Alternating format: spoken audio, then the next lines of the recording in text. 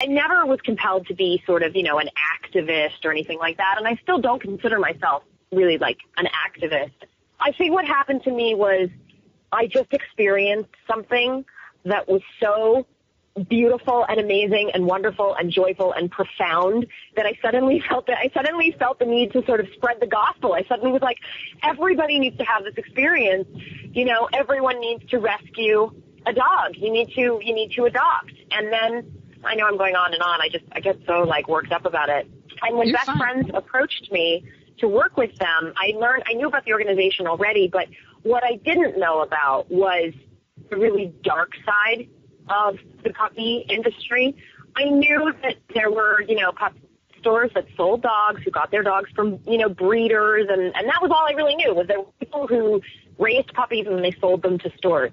I didn't actually know about the puppy mill, which is where most pet stores get dogs from. And these are places where they're just profiteering rackets is all they really are. They're people who run a business. If you've ever seen anything on the news where you see there's a lot of rage in the food industry right now, for example, about how we treat chickens, how they just live in wire cages piled on top of each other, and they go to the bathroom where they live and they're just thrown their food.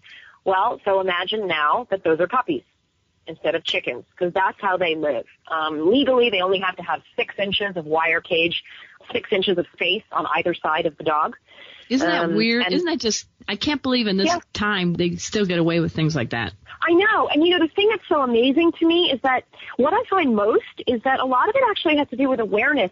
People just don't know. I think about how many people I know who now, without thinking about it, without a doubt, when they go to the store to buy, let's say they go to the store to buy a dozen eggs, or they go to buy a liter of milk, that they know the difference now between the free-range eggs, where the chickens get to roam, and the regular ones, and they're willing to pay the extra $1, to buy the free-range, because the chicken had a better life, and they're willing to pay a little more for the milk that says hormone and antibiotic free, so that they know that the cow didn't live with horrible injections its whole life.